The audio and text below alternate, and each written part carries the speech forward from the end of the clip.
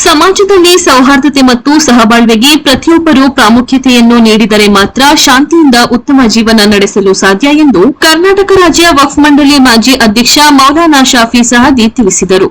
ಇತಿಹಾಸ ಪ್ರಸಿದ್ಧ ನಾಪೋಕ್ಲು ಬಳಿಯ ಎಮ್ಮೆಮಾಡು ಮಕಾಂ ಉರುಸ್ನ ಅಂಗವಾಗಿ ನಡೆದ ಸಾರ್ವಜನಿಕ ಸಮ್ಮೇಳನದಲ್ಲಿ ಮುಖ್ಯ ಅತಿಥಿಗಳಾಗಿ ಪಾಲ್ಗೊಂಡು ಅವರು ಮಾತನಾಡಿದರು. ಎಮ್ಮೆಮಾಡುವಿನಲ್ಲಿ ಅಂತ್ಯವಿಶ್ರಾಂತಿ ಪಡೆಯುತ್ತಿರುವ ಸೂಫಿ ಶಹೀದ್ ಅವರ ಜೀವನ ಚರಿತ್ರೆ ಪ್ರವಾದಿ ಮೊಹಮ್ಮದ್ ಪೈಗಂಬರ್ ಅವರ ಶತಮಾನಗಳ ಹಿಂದಿನ ಜೀವನ ಚರಿತ್ರೆಯಾಗಿದೆ. ಇಸ್ಲಾಂ ಧರ್ಮವು ಶಾಂತಿಯ ಧರ್ಮವಾಗಿದ್ದು ಇಲ್ಲಿ ಯಾರಿಗೂ ಅಶಾಂತಿಯನ್ನು ಮೂಡಿಸಲು ಕಲಿಸಿಕೊಟ್ಟಿಲ್ಲ ಎಂದರು.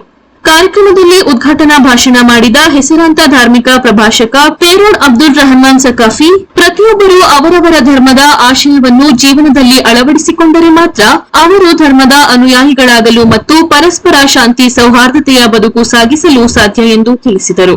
ಎಮ್ಮೆಮಾಡು ತಾಜುಲ್ ಇಸ್ಲಾಂ ಮುಸ್ಲಿಂ ಜಮಾತ್ ಅಧ್ಯಕ್ಷ ಪಿಎ ಅಬುಬಕರ್ ಸಕಾಫಿ ಪುದಿಯೋಡಿ ಅಧ್ಯಕ್ಷತೆ ವಹಿಸಿದ್ದರು. ಕಾರ್ಯಕ್ರಮದಲ್ಲಿ ಹಲವಾರು ಗಣ್ಯರು ಭಾಗವಹಿಸಿದ್ದರು. ಉರುಸ್ ಅಂಗವಾಗಿ ಮಸೀದಿಯಲ್ಲಿ ಮೌಲೂದ್ ಪಾರಾಯಣದ ವಿಶೇಷ ಪ್ರಾರ್ಥನೆ ನಡೆಯಿತು. ಬಳಿಕ ನಡೆದ ಅನ್ನದಾನ ಕಾರ್ಯಕ್ರಮದಲ್ಲಿ ಜಿಲ್ಲೆ, ಹೊರ ಜಿಲ್ಲೆ, ಹೊರ ರಾಜ್ಯಗಳಿಂದ ಸಾವಿರಾರು ಸಂಖ್ಯೆಯಲ್ಲಿ ಭಕ್ತಾದಿಗಳು ಪಾಲ್ಗೊಂಡು ಪ್ರಸಾದವನ್ನು ಸ್ವೀಕರಿಸಿ ಪುನೀತರಾದರು. നിങ്ങൾ മുൻഗാമികൾ ചെയ്തതിനെതിരെ ചെയ്യുന്നവരായിരിക്കും. അങ്ങനെയുള്ള കക്ഷികൾ അവരെ നിങ്ങൾ സൂക്ഷിക്കണം. അവർ നിങ്ങളെ പഠിപ്പിക്കാൻ ഒരിക്കലും നിമിത്തമാകരുത്. നിങ്ങളെ ഈമാൻ നഷ്ടപ്പെടുത്തി കളയരുത്. എന്തിനാണ് നബി സല്ലല്ലാഹു അലൈഹി വസല്ലം പറഞ്ഞത്? അവിടുന്ന് റഹ്മത്തുൽ ലിൽ ആലമീനാണ്, സർവ്വ സൃഷ്ടികൾക്കും കാരുണ്യമാണ്. ആ കാരുണ്യത്തിന്റെ പേരിലാണ് നമ്മൾ പിഴച്ചു പോകരുതെന്ന് മനസ്സിലാക്കി അവരെ ശ്രദ്ധിക്കണം, മാറ്റി നിർത്തണമെന്ന് നബി സല്ലല്ലാഹു അലൈഹി വസല്ലം പറഞ്ഞത്. അതിനെ പിന്തുണച്ചും അതിനെ അനുധാവനം ചെയ്തുമാണ് ലോകത്തുള്ള മുഴുവൻ സഹാബികളും മുഴുവൻ ഇമാമികളും രേഖപ്പെടുത്തിയത്. അതുകൊണ്ട് അഹ്ലുസ് സുന്നത്തി വൽ ജമാഅത്ത് മുറുകെ പിടിക്കണം. ನಮಗೆ ಆಧ್ಯಾತ್ಮಿಕ ಕೇಂದ್ರಗಳ ಅಗತ್ಯವಿದೆ.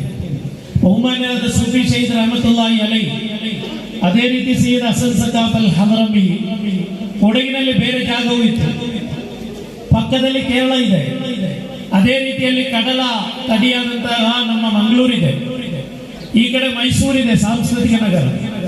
ಇದೆಲ್ಲವನ್ನು ಬಿಟ್ಟು ಕೊಡಗಿನ ಈ ಎಮ್ಮೆಮಾಡಿನಲ್ಲಿ ಬಂದು ಅಂತ್ಯವಿಶ್ರಾಂತಿ ಹೊಂದಲು ಕಾರಣವೇನು?